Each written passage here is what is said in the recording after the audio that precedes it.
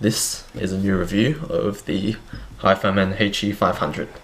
Now this is quite a old orthodynamic headphone from Hifiman, part of their original line, I would say, and this comes from the old Hifiman design where it's very heavy, very bulky, and quite heavy double-sided magnets. Now, to me, from the old range of headphones, the HE-500 is my favorite, from reasons I'll get into. So let's start with the build. Now, the Hifiman HE-500 has a metal headband with these plastic bits here, which hold the hinge and the cup holders here, and they're all made out of metal, quite solid steel, if I may say so myself. And there's a bit of spring steel inside the headband and a bit of padding, but I will say there's not actually enough padding in here, although it is soft. So a lot of the time, if you do own this headphone or are planning to buy it, I'll recommend grabbing some aftermarket padding to make it a little more comfortable over long listening sessions. Although I would say for myself, I didn't have any issues with headband discomfort for the first 3 or so hours, which is not too bad. Now, continuing on, I have seen that these plastic bits here have been points of failure for this design of headband for Hifiman in the past.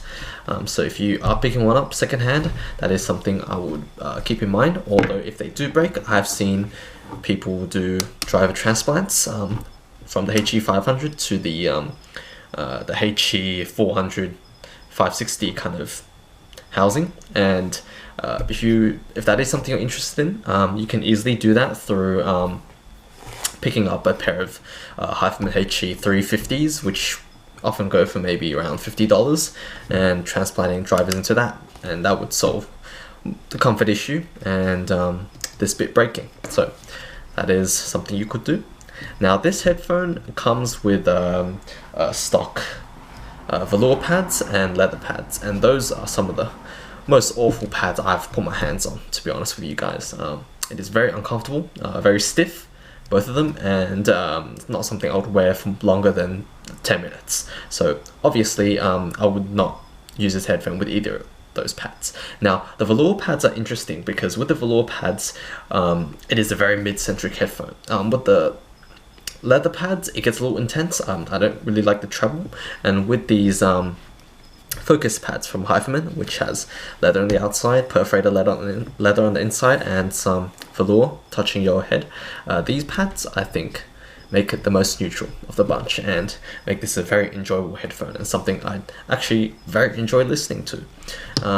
Again, with the cups, you have plastic, metal grills, same old Hifiman fare. Now, with the connectors, it is from the old generation of these proprietary Hifiman connectors, and that is not very good because these are very finicky, very annoying to detach and put on, and honestly, I do not like this connector, and it is a major detriment if you're getting these headphones.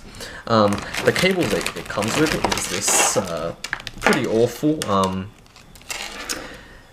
braided cable. I wouldn't even call this a cable because it is that bad. It is just, it has memory, it is stiff, it doesn't really have much weight behind it, and it just doesn't feel very good to wear, to put on your headphones. And honestly, if you are thinking of owning a pair of HE-500s, that is not a cable I would want to use. So spend extra $20, invest in a pair of invest in some aftermarket cables for this headphone. So moving on to the sound. First of all, frequency response. Now, this headphone, I think, is fairly neutral, probably one of the most neutral out of the old Hifiman range. The bass is quite flat, well extended, especially with these focus pads. The mid-range, I think, is quite spot on. It is quite close to how I want it to be. Now, the treble does have a slight, just ever so slight peak somewhere, but it is honestly so minor that I don't really notice. It is a little brighter than Harman neutral, but I don't think that is a major issue because most people find Harman a little warm, so I think this is very tastefully done to add a little bit of extra sparkle up top. So overall, frequency response, very, very good, but you do need focus pads to get the most out of that frequency response. Moving on to dynamics. This headphone slams very well. It is from the old range of Hifiman double magnet headphones, and as many of you might know, it is my opinion that those headphones slam much harder than the modern Hifiman headphones, especially the cheaper ones, such as the HE-400, HE-560, which are both single-sided magnets, and of course also the Sundara. Those, while you can argue that they have other benefits, one being lighter, they do not slam as hard as these do. So if you like a bit of slam in your bass, these are excellent. They have fairly good dynamics, and honestly, I think it is very acceptable for the price, and considering that these came out a very long time ago. Now, moving on to detail. I think that for detail, at the original price, this is worth it. At the original MSRP of $8.99, I think it was, these live up to that in terms of resolution. This resolves quite well, and really holds up to the test of time, because even compared to modern fare around that price, such as the LCD 2C and the Focal LX, this does not fall very far behind. It is very close and almost right up there with them in terms of resolution. And I would say this has other benefits over those headphones, where the LCD 2C has a bit of recession in the upper mids. This doesn't. This has a much more complete frequency response that less people are going to have issues with. The Focal LX, those for some reason seem to have some variation in terms of driver resolution, so that's something that I'm not really sure about or confident to recommend. Continuing on. Soundstage.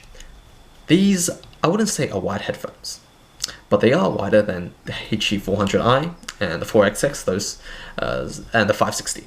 It is no HE-800 wide, but it is a reasonable soundstage for the price, I think, and imaging is also fairly competent with the price.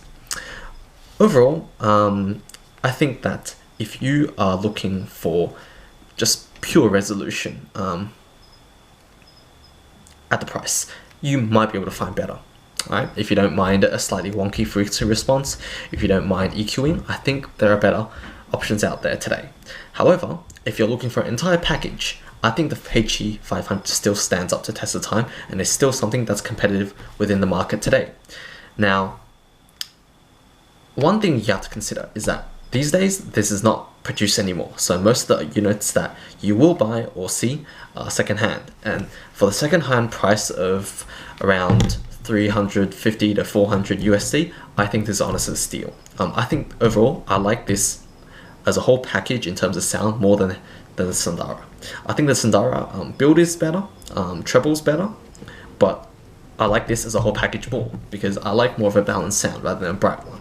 So overall, this is an excellent headphone, stands up to the test of time, and I think there's a reason why this is many people's favorite headphone out of the old Hifiman line, and it's because it is such a all-rounder. It is a very good performer for its price, even today. So check it out if you have the time. It is definitely something that should be in consideration if you are looking to buy something in the sub $1,000 range. You could save yourself a few extra dollars by getting a pair of these and picking up a second pair of headphones to complement these, or even a DAC amp. So definitely give these a try.